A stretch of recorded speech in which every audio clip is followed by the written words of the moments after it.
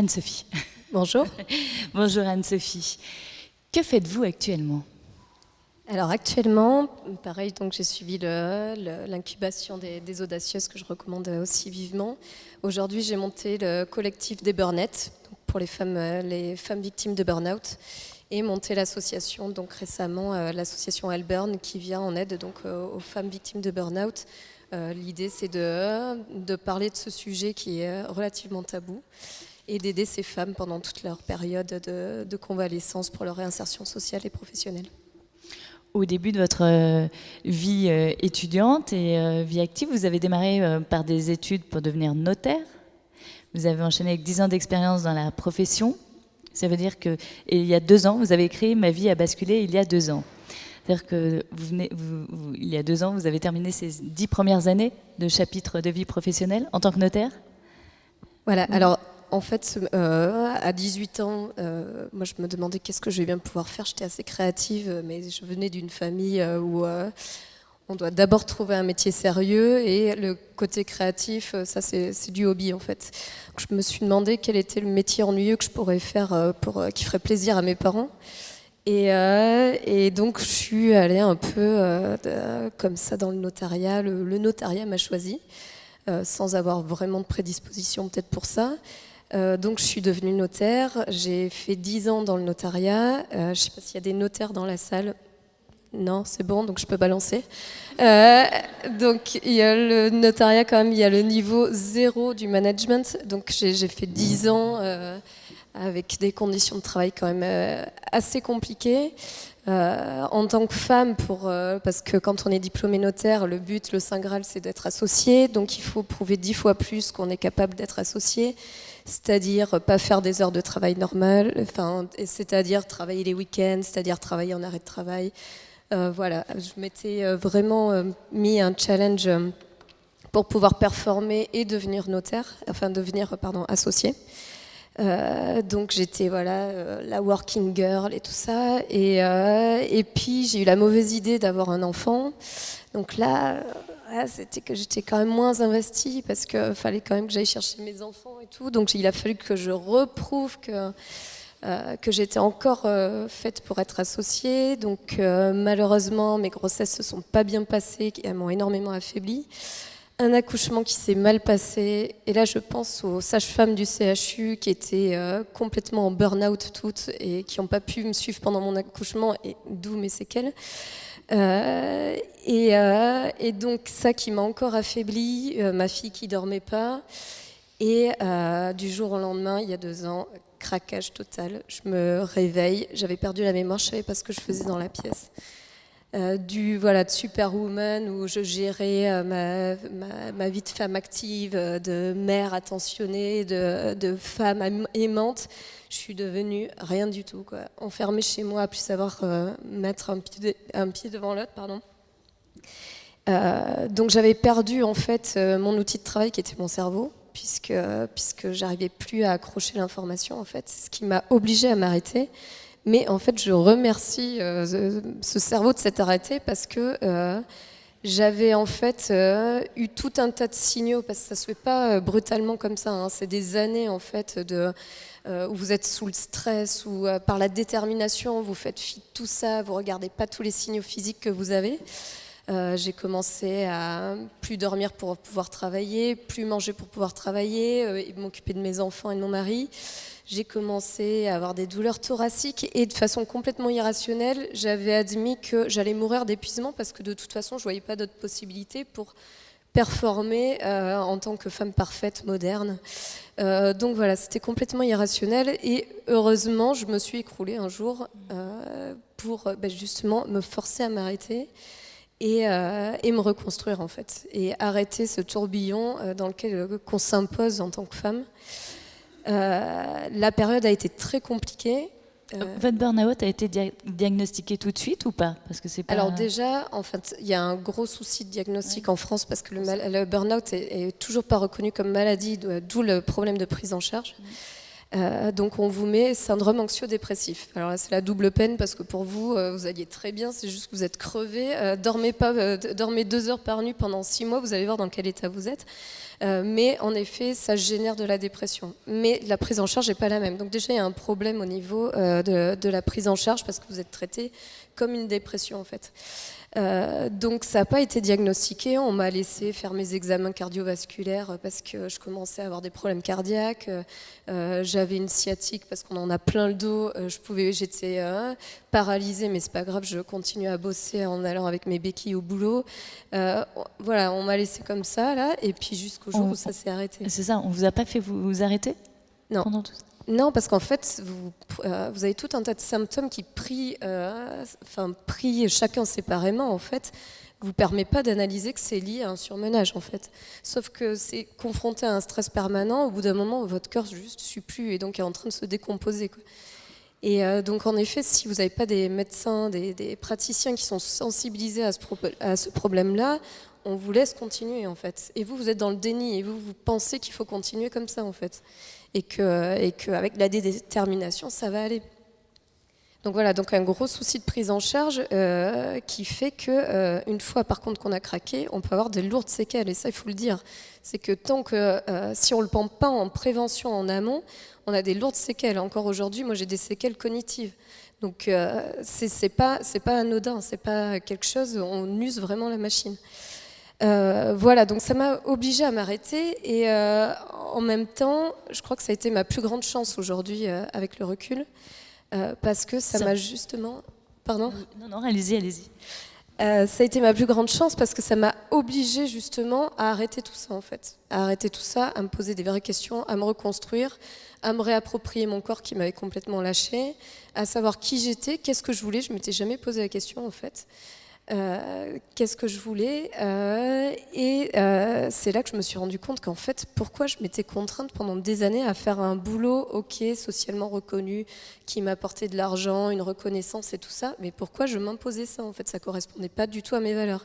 Souvent, il y a cette notion dans le burn-out aussi d'être en décalage entre ce qu'on voudrait être profondément et ce qu'on est devenu en fait. Et quand on n'est plus en alignement avec ses valeurs, au bout d'un moment, on finit par craquer. Donc ça m'a permis de me rendre compte de ça et donc de faire une croix sur ça, ce qui est quand même compliqué quand on a fait 7 ans d'études et qu'on était promis à plein de choses. Mais quoi faire, c'est ça. Alors la première chose que j'ai eu la chance de faire, ça a été un bilan de compétences qui m'a permis justement de savoir qu'est-ce que j'aimais, parce que je ne m'étais jamais posé la question. Et la deuxième chance, c'était de découvrir l'incubation qui m'a permis aussi de structurer mes idées. J'étais sûre que je voulais plus repartir sur le droit, mais comment repartir à zéro, sachant que j'étais en chargée de famille, que c'est moi qui rapportais le plus gros salaire à la maison, donc on ne pouvait pas se permettre que je ne gagne pas d'argent. Donc quoi, j'allais repartir, sachant que je faisais un rejet total du droit. Et j'ai repensé à ma période de burn-out où pour moi ça a été une profonde solitude, un profond sentiment de honte, un sentiment d'injustice aussi où je me suis vue reprocher par mon employeur, par exemple, quand j'ai demandé à faire une rupture conventionnelle parce que je me sentais plus capable de travailler dans le notariat et que j'ai évoqué ce problème de burn-out, ce problème d'organisation au travail. On m'a répondu avec un gentil recommandé comme quoi ils avaient bien pris conscience que j'avais eu des problèmes suite à mon accouchement, que ma fille m'avait fait craquer et qu'ils étaient vraiment désolés pour moi et qu'ils regrettaient que je quitte l'étude et qu'ils me proposaient de démissionner si c'était vraiment mon choix. Ne démissionnez pas les filles. Franchement, prenez le courage, faites-vous entourer. C'est pour ça qu'on a créé l'association aussi. Ne démissionnez pas, si vous démissionnez, vous êtes à la rue après. Et vous ne pouvez pas vous rebondir et vous n'avez plus le temps pour vous reconstruire en fait. Donc, comment vous avez réagi vous, au moment où vous recevez ce recommandé ? Alors, je fais la pub pour la médecine du travail. Attention, la médecine du travail, on a peur que ce soit l'employeur. Il faut vraiment que vous preniez contact avec eux. Moi, suite à ce recommandé, j'étais pas en état de recevoir une information comme ça. Je suis allée là-bas et je suis allée poser ma démission. Et sur le chemin, j'allais ouvrir la porte, je reçois un appel du médecin du travail qui me dit « vous tournez, vous partez, vous venez dans mon bureau, vous arrêtez ce que vous faites. Je suis partie la voir et là, elle m'a parlé de la procédure d'inaptitude en fait. Deuxième choc, me qualifier d'inapte. Ok, donc ça, quand on a essayé d'être performante toute sa vie et tout ça, admettre qu'on va faire une procédure d'inaptitude, c'est juste la seconde peine, quoi. Mais voilà, je suis partie dans ce protocole, ils m'ont aidée. Et ce qui m'a permis d'avoir un licenciement et d'ouvrir mes droits au chômage, quoi. Et ce qui me permet aujourd'hui d'être là et d'avoir rebondi, parce que sinon, je ne pouvais pas financièrement me permettre de rebondir, quoi. Ça m'a ouvert les droits au chômage, c'est vraiment ça qui m'a aidée. Votre association, vous proposez quoi aujourd'hui ? Alors aujourd'hui, donc, de tous ces constats, de la difficulté de prise en charge, du fait qu'il n'existe aucune structure en France, on est complètement à la ramasse par rapport à d'autres pays. Il n'y a aucune structure d'accueil au niveau social pour les personnes victimes de burn-out, alors que c'est des personnes qui se désociabilisent, qui s'éloignent de l'emploi.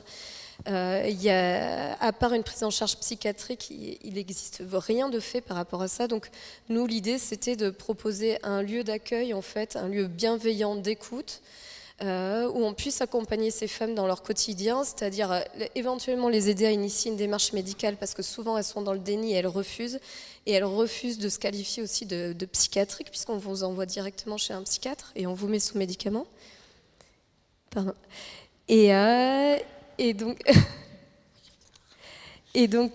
Pardon, excusez-moi. Donc voilà. Donc l'idée, c'est de les accompagner en fait pour des démarches médicales, mais aussi pour les aider au niveau administratif, juridique. On leur propose des groupes de parole, on leur propose des ateliers ou justement des burn-out. Voilà, ça j'ai le t-shirt. Je suis une burn-out, puisque c'était la façon pour moi d'assumer un peu ce qui m'était arrivé, c'était de me qualifier de burn-out. Et donc on est dans un groupe bienveillant où on peut en fait échanger. On a créé des réseaux sociaux justement pour créer une communauté où on peut échanger notre quotidien de burn-out et nos soucis, nos coups de cœur, nos coups de gueule. Et puis on propose justement des ateliers avec des burn-out souvent qui se reconvertissent et souvent dans l'entrepreneuriat de pouvoir expérimenter leurs ateliers au profit d'autres burn-out en fait. Donc ça permet de faire une approche aussi, de tester aussi son activité professionnelle après un burn-out. Je peux une dernière question ? Une dernière. Vous êtes salarié de votre association ? Comment ça ? Pas du tout. Pas du tout. Alors pour l'instant, j'ai la chance d'être au chômage, donc mon incubateur me tuerait si je disais ça, mais pour l'instant, j'ai aucun business model parce que j'ai toujours raisonné par il faut que je gagne de l'argent et tout ça. Aujourd'hui, je fais ce qui me plaît, ce qui me semble important. Le business model, il viendra après, quoi. Oui, c'est se recréer, réussir à retrouver du sens. C'est ça. À réénergiser son corps. Finalement, votre burn-out vous a sauvé la vie à un moment de votre vie. C'est ça, exactement. Et aujourd'hui, j'ai jamais été aussi épanouie et je vous conseille vivement de sortir de votre carcan et de faire ce qui vous plaît. On n'a qu'une vie et j'adore le monde de l'entrepreneuriat. Je peux enfin exprimer ma créativité. J'ai même fait une BD, j'ai toujours rêvé de dessiner et qui parle justement de la vie des burn-out. Je fais tout ce qui me plaît. L'argent viendra, c'est pas... Et peut-être, résultat, de prendre en compte la prévention, de se dire que tous les signaux dont vous avez parlé, à un moment donné, si on les entend, c'est de se couper du déni et essayer de regarder les choses avant que... Alors ça, c'est le deuxième pan de l'association. On est en train de travailler sur la sensibilisation, mais je suis désolée, c'est important. On n'a pas pu parler au débat des femmes, au grand débat, justement, avec Emmanuel Macron et Marlène Schiappa, qui nous ont promis de nous associer à une réflexion sur une réforme par rapport au burn-out et par rapport spécifiquement au burn-out des femmes, puisqu'il y a quand même une corrélation entre inégalité femmes-hommes et burn-out. Et ça, c'est une dimension qu'on n'a pas pris en compte dans les politiques d'égalité professionnelle. Donc on travaille sur ça au niveau de réforme. J'ai rendez-vous avec des députés juste à la fin du mois. J'ai travaillé là du coup dans le cadre du projet territorial de santé mentale aussi pour pouvoir agir à ce niveau-là dans le cadre de l'ARS. On essaye, voilà, c'est une association récente, mais le but c'est de sensibiliser, faire des conférences, parler du sujet, alerter sur le burn-out et sans doute ensuite réfléchir à des sensibilisations en entreprise ensuite pour aller en amont du burn-out. Merci beaucoup Anne-Sophie. On vous trouve sur Internet ? Oui.